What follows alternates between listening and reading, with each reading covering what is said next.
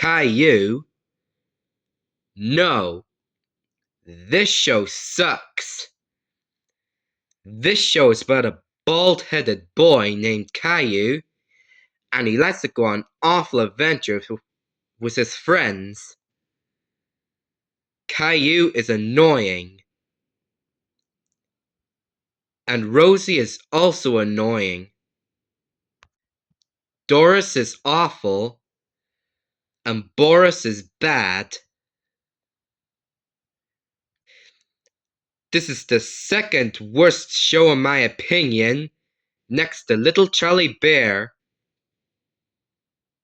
And thank God this show got cancelled in 2011.